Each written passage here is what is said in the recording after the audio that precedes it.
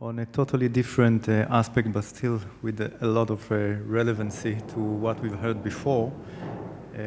I want to start with this image of a girl. This girl in this picture is the worst criminal you will encounter during this talk.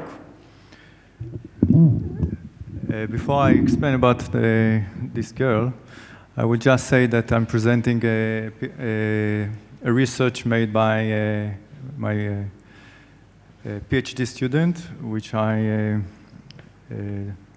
surveil with Karl Martens, and is now in Canada in a workshop. So I'm actually delivering the talk. Just to say that I introduced the idea of participation in surveillance to Ronen 4 years ago. That came because of an art project, and he had some art projects that he've done in the subject. So in a way, it looked like a very good design question. Can we think about alternatives to what we know today? So the girl in this picture is the worst criminal you will encounter during this talk. This is a young girl around the age of 13, attacked 2 older women, including throwing rocks at a woman holding a baby. One of the women filmed the girl and uploaded the video to a neighborhood WhatsApp groups with over 170 users. A vibrant discussion started in the group with many different opinions what to do with the video, with the girl and the post. Some saying that the videos violate the minor's rights and should be taken down, others calling for police intervention, and others trying to recognize the girl and see if they can locate her parents. Later in this presentation, I will tell you more about what happened.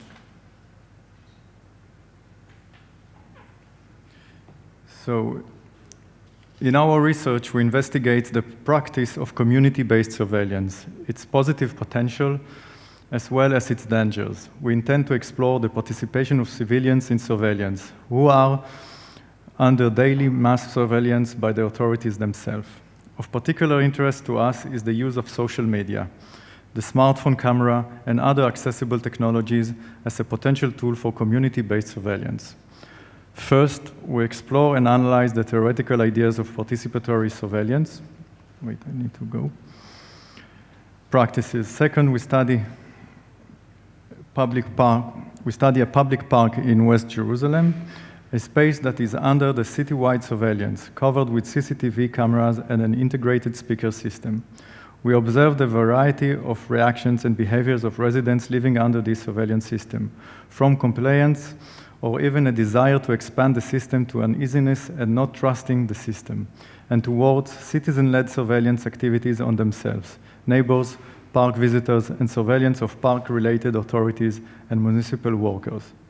Third, we use our findings to explore the possibilities of creating participatory surveillance tools, designing a citizen-operated surveillance system.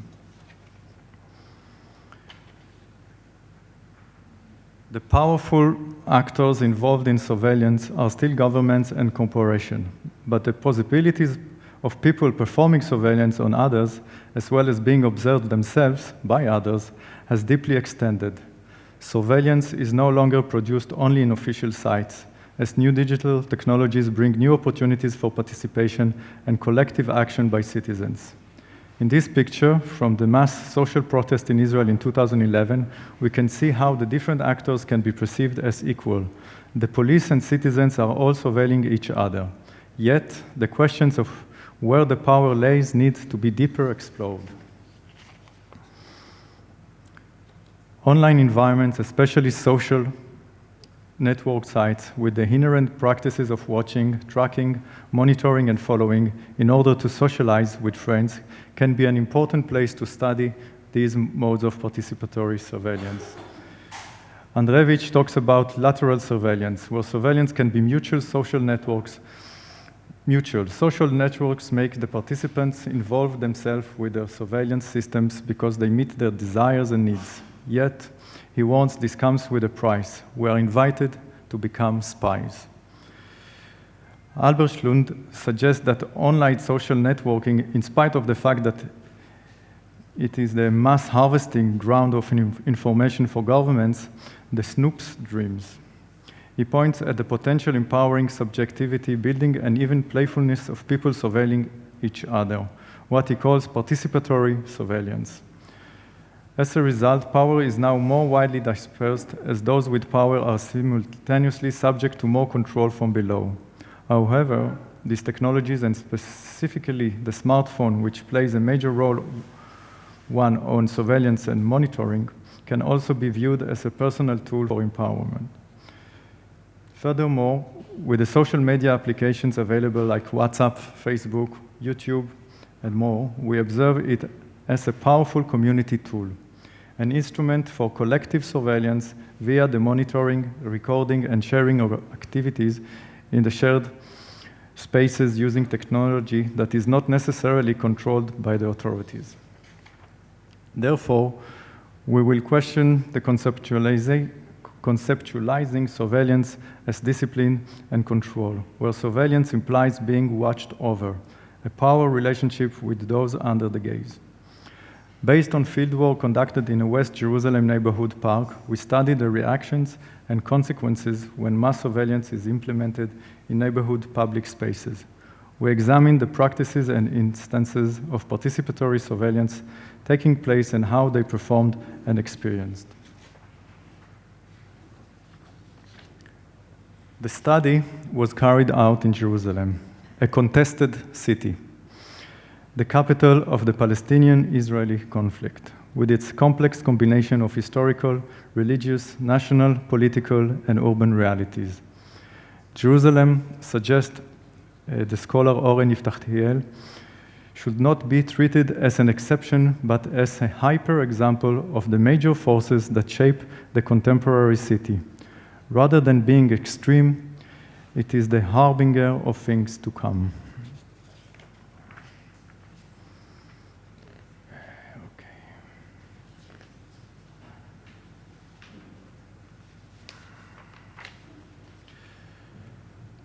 But researching this system in Jewish neighborhood of West Jerusalem, we observed a different perspective. This is Mabat Yerushalayim, which is a surveillance system that was operating first in the old city.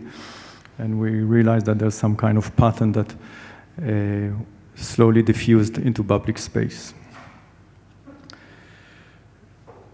Studying the top-down perspective, we found how the surveillance system built on the premise of providing security and fighting terror and crime is used in everyday routine as a policing and management tool by the municipality. From the summer of 2017 till the spring of 2018, we conducted ethnographic research on the Gonenim Park and its surrounding and the surveillance system that operates there. Gonenim Park is between two Jewish neighborhoods, an Arab neighborhood named Beit Safafa and an industrial zone. It serves tens of thousands of the residents who are mostly lower to middle-class Jewish families. The park, formally opened in 2016, started as an initiative of a citizen group from the nearby neighborhoods, who also planned and designed it. And at a larger stage, it was taken over by city and government.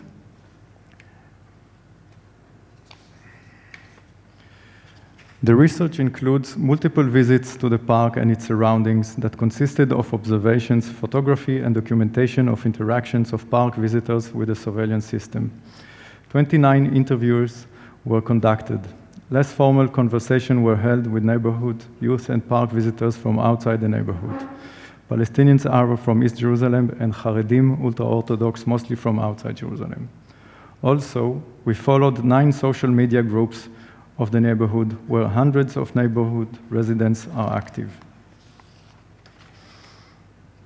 In the park, the municipality installed an elaborate surveillance system. The surveillance system is managed by the city securities department, but is connected to the tremendous citywide video surveillance project Mabat Yerushalayim, which we saw before, operated by the National Police and the Shabak, the secret police, Israel's internal intelligence agency.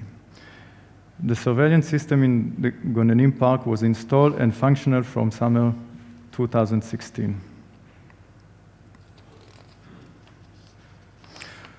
From the bottom-up perspective, we observe mixed and ambiguous reactions and behaviors of residents living under this surveillance system, from the acceptance and a desire to expand the network to uneasiness and not trusting the system, to residents-led surveillance activities on themselves, park visitors, and surveillance of park-related authorities on municipal workers. Here, we will focus on resident-led surveillance activities. Citizen surveillance, this is the subject. We can see that the Israeli authorities are not the only ones to use surveillance in and around the park. We observed resident-led surveillance activities, civil surveillance of park visitors, as well as surveillance of park-related authorities and municipal workers, performed by traditional physical watching and monitoring, but also through cell phones with cameras connected to social media apps. It would be hard to say if these actions are a reaction to the municipal surveillance system, enabled or inspired by it, or whether they are unrelated and developed due to the neighborhood social dynamics and accessibility of advanced handheld technology. As mentioned above, Gonanim Park was initiated and designed by the community and was built according to the residents' committee's plans. However, after the inauguration of the park, the city took over the running of the park with the municipal regulations and rules. However, many still feel a responsibility towards the park. The design of the parks allow watching and monitoring from the homes, making watching the park and behavior of visitors to the park an achievable task. And the residents' tradition of participation and past organizing experience told them that they need to do a parallel job to the city workers. So here you can see a few examples of that. These are, I will go shortly, these are all the platforms that we were researching. You can see different groups that have a different relation to the park. And quite a large number of people are participating in these groups. So I will just tell you what happened with the girl from the first slide. A few days later, the young girl was located. One of the women that was attacked came to her house and discovered a very hard situation that the girl lives in. She talked to the girl, and the girl apologized for her behavior. The woman was happy that the police were not involved, and the incident was solved on a community level. There are a few more similar examples, where a neighbor raised a problem that happened to them in the park, one that could involve police interference and investigation, but was solved through a group of members on the WhatsApp group working together. I'm nearly done. The use of social media groups is not only used for the residents to surveil each other and strangers from the outside, but it is also used to monitor the city workers and the management of the park and the neighborhood. Users warn each other when municipal police are on patrol and are giving fines, helping to avoid getting caught when doing small violations. So, from the bottom-up perspective, where I am, so now I want to go to the design, or the action that actually from that research we composed. Following the field of study, we are exploring the possibilities of creating participatory surveillance tools, designing a citizen-operated surveillance system. Through the consolidation of the capabilities of surveillance technology with social media, we created a participatory video surveillance system, which allows communities to monitor their neighborhood along with their neighbors, a system that will enable users to participate in the surveillance of others, but at the same time be monitored and supervised. A participatory design that enables to experience the impact that surveillance has on their viewers, on the surveyed public, and the public space. Currently, we are experimenting with this tool in temporary communities, such as participants of art festivals, exploring the use of the system, the users' reactions, and the questions it raises. So here, it was first experimented in Musrara Art Festival, that was two weeks ago. Now it's actually on show if you happen to be in Jerusalem, the Design Week in Hansen House. And that's how it looks like. And I want just to finish by showing you איך אני מעביר את הזה? את האפליקציה פה?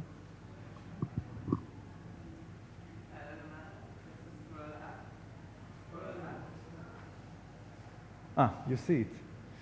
Great. So this is the application. Yeah. And what you have, So this is, if you will go there, you will see this is a map of the area. And you can see now only one camera. As it will load up, you will see all the cameras that actually we operated around, cameras of the place. And whoops, that's it. So you have a map in the application, and you have different possibilities to see the videos. That allows you, only if you are in the circle of the area, you are actually allowed to enter and to survey, to be participant. You cannot do it from far away.